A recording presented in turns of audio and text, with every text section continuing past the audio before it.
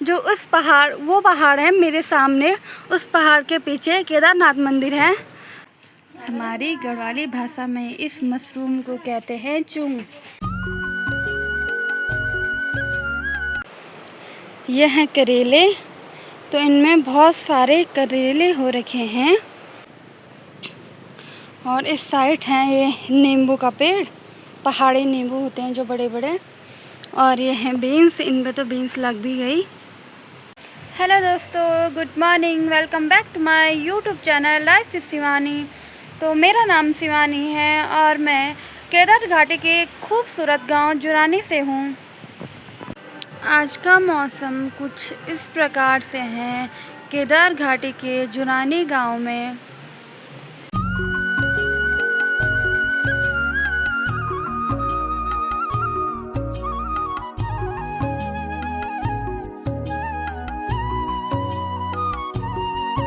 Breakfast भी ready हो गया है, चलिए ब्रेकफास्ट करते हैं। आज हमारे ब्रेकफास्ट में हैं चाय और रोटियां और बैंगन की चटनी। मेरी फेवरेट है बैंगन की चटनी। धूप में नाश्ता करने का अलग ही मज़ा है दोस्तों।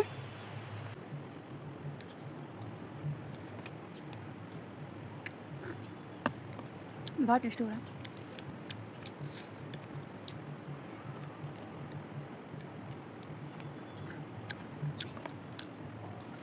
हम पहाड़ी ना, ब्रेकफास्ट में तो चाय तो चाहिए, चाय तो पीते ही पीते हैं। चलिए जी, नाश्ता भी हो गया है। बहुत दिन हो गए हैं मैं अपने पड़ोसियों के यहाँ पे नहीं गई है, तो चलिए वहाँ भी चलते हैं, आपको बताती हूँ वहाँ आजकल क्या क्या हुआ है। मैं रास्ते में जा रही थी ना ऊपर, तो पता है यहाँ पे ये माल्टे भी दिखाई दे रहे हैं। देखो, बड़े भी होने बैठ गए, जल्द ही पक जाएंगे। तो कुछ इस तरह का रास्ता है। लोगों के बेले देखो, बीन्स वगैरह की। तो चलिए वहाँ चलते हैं। हम उनके घर पे भी पहुँच गए हैं। हेलो प्रियांशी, कैसी हो? हेलो। चलिए जी, हम यहाँ पे आए तो मेरी दीदी मुझे चाय लेके आई, तो चलो चाय पीते हैं। आज ना दिन भर चाय ही पीऊँगी मैं, क्योंकि मुझे 2-3 बार चाय मिल गई है ऑफ़र में। जैसे ही मैं यहाँ पे आई तो दीदी बना रही थी मैगी। तो दीदी आप किसके लिए बना रही? अपने लिए। अपने लिए? तो ठीक है दोस्तों, देखो मैगी भी बनने बैठ गई है। जब तक मैगी बनती हैं तब तक मैं दीदी लोगों के हाउस गार्डन में जाती हूँ, देखती हूँ क्या क्या हो रखा वहाँ। सबसे पहले मुझे यहाँ मिर्च देखने को मिली, तो मिर्च हुई नहीं है अभी, बस फूल लग रखे। और इस साइड है ये नींबू का पेड़, पहाड़ी नींबू होते हैं जो बड़े बड़े। और ये हैं बीन्स, इनमें तो बीन्स लग भी गई। और बाकी ये हैं बैंगन के पौधे, तो इनमें क्या हो रखा है देखते हैं।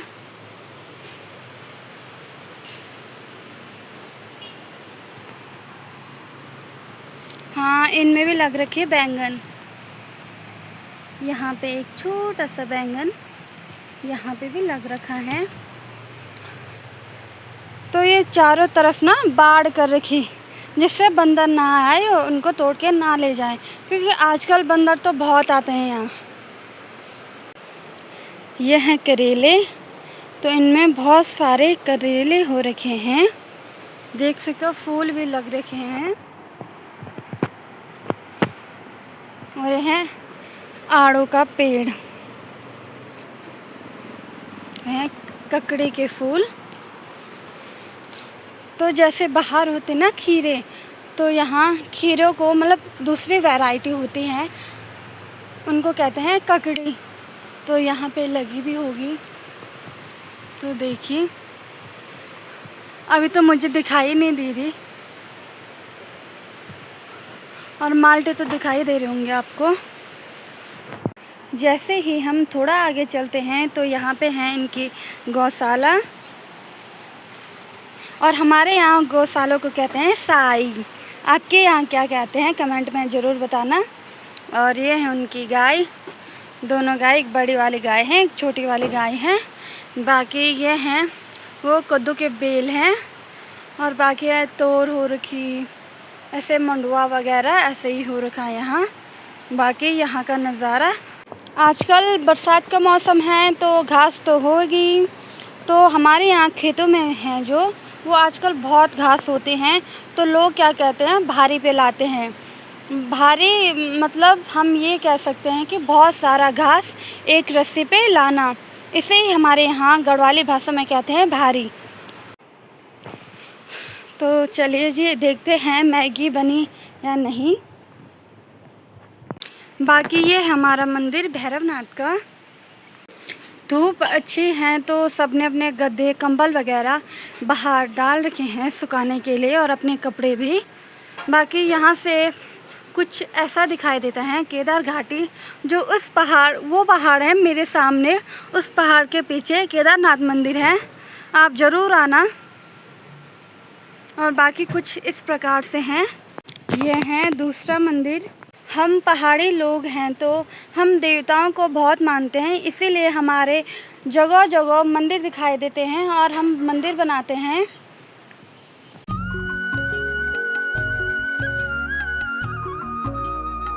और मेरे ठीक सामने मंदाकिनी नदी दिखाई दे रही है, और उसका पानी आजकल साफ़ हो गया है। कल और आज को छोड़ के उससे पहले पूरा पानी मटमैला था, क्योंकि कल भी बारिश नहीं आई और आज भी नहीं आई। आपने मेरे पहले वाले ब्लॉग में देखा होगा ना कि उसमें पानी कैसा मटमैला है, पर अब ठीक हो गया है, लगभग साफ़ होने वाला है। मैगी भी बन के रेडी हो गई हैं और कटोरे में भी रख ली हैं। चलिए अब मैगी टेस्ट करते हैं, देखते हैं कैसे बना रखी है। दिखाई तो अच्छी दे रही।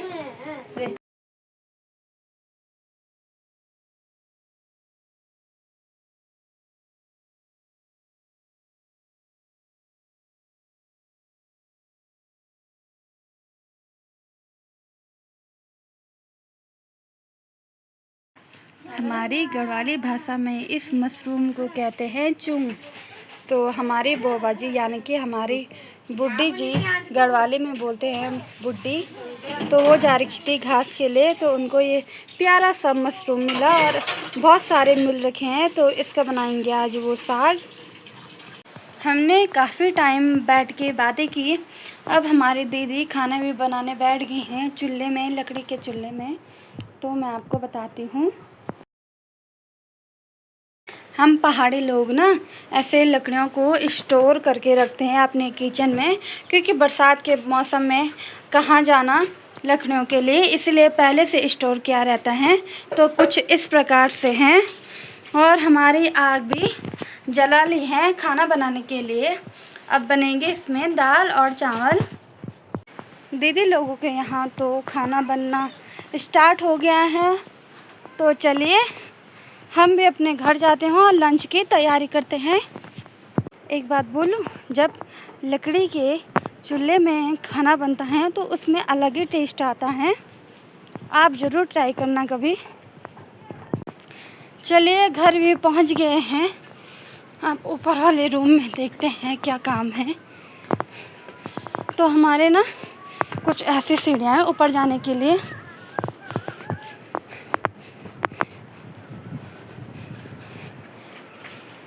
और यहाँ पे ना ये तुलसी का पौधा है, इसमें फूल भी लगे हैं। और ये हमारा बाथरूम है, बाथरूम वॉशरूम दोनों साथ में।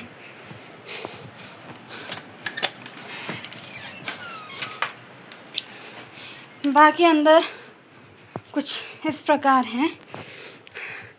कल ये कपड़े मैंने धोए थे ना, तो वो फोल्ड नहीं किए, तो अब सभी कपड़ों को फोल्ड करती हूँ।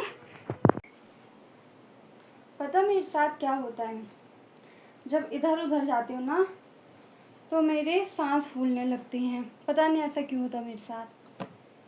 भाई आप लोग तो वीडियो देख रहे हो पर सब्सक्राइब कोई नहीं कर रहा, तो मेरे वीडियो को सब्सक्राइब करो, मैं भी तो आपकी बहन हूँ।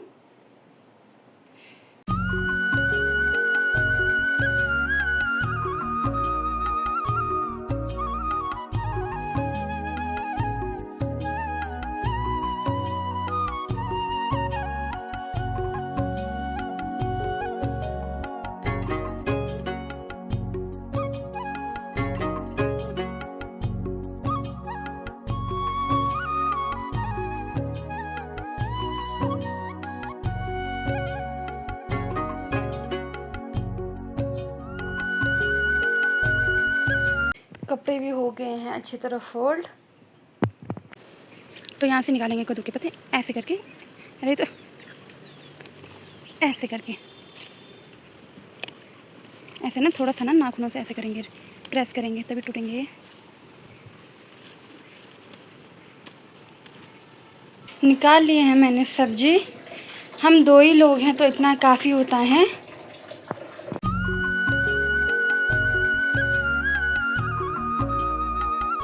चलिए अब लंच करते हैं।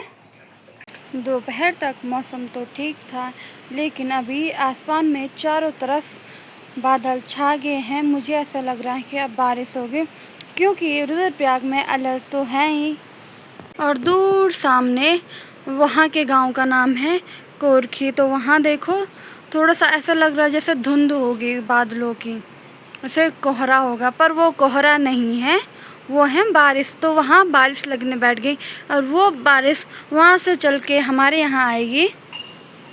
और जो लोग फेसबुक पर जुड़े हैं उन सभी को पता ही होगा कि कल जो बद्रीनाथ मार्ग है रतूड़ा रुद्रप्रयाग के थोड़ा से दूराई पे, तो वहाँ एक कार एक्सीडेंट हुआ, आप सभी को पता ही होगा।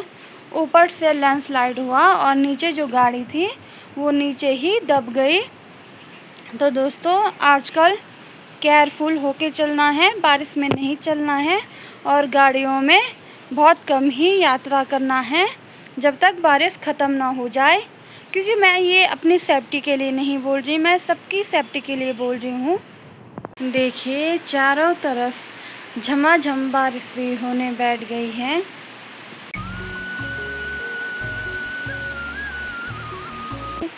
ठीक है दोस्तों, मैं अपने ब्लॉग को यहीं पे एंड करती हूँ। तब तक के लिए like share subscribe, bye bye.